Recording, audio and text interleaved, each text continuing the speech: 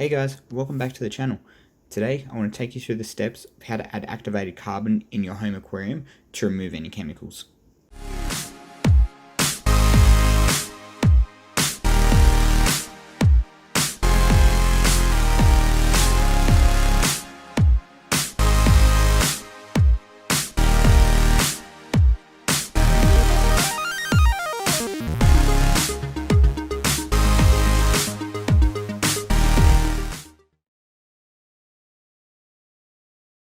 As you can see in my aquarium tank here, the water is still a bit green after being treated for ick the last few weeks. But everything is looking good now and the fish are healthy, so now I want to make my water crystal clear again. I'm going to use activated carbon to help achieve this. Now, I have already done a 50% water change, which cleared the water up heaps. This is just going to do a final clean to remove the medications that are left in the water column. Adding activated carbon to your aquarium is very easy, but there are some important things you're going to have to take note of. The stuff that I'm using today is this Aqua One Chemicarb.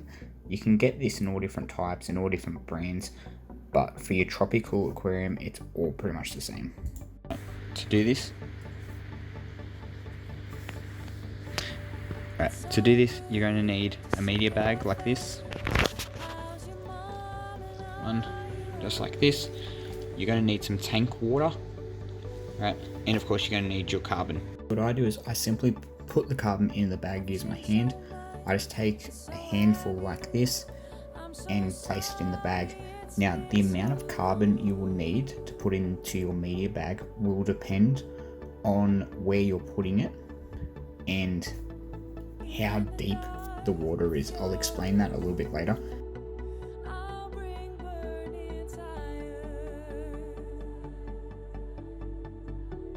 Handfuls like this will work well for me for where I'm going to put it.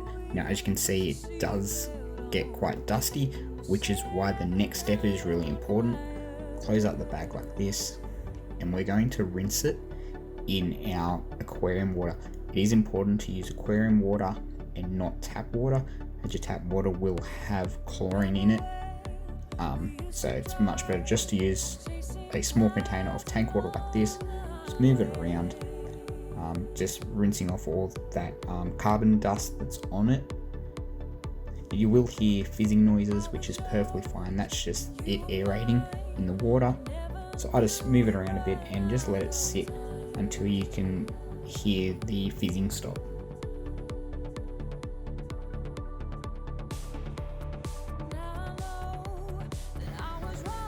Now with this tank here, you can see it has got a built-in filter up here with the power head. It goes over the top of the tank like this, and then the exit is down here. You need to remember, when you're going to use activated carbon, you do need to have water flow move through it. You can't just sit it in your tank, it won't work. You need to actually have water flow move through the carbon. So for me, I'm going to put it up just before that exit spot there. But of course, if you have a canister filter, something under there, you'd fill up the bag completely and you could put it inside your canister.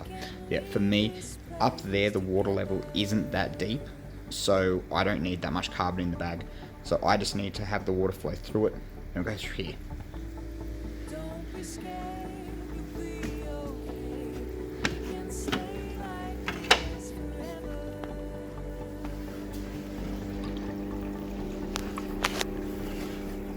You can see here, so as the water flows along here, it goes through.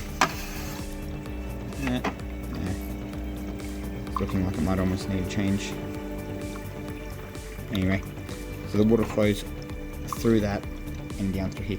So I'm going to put my carbon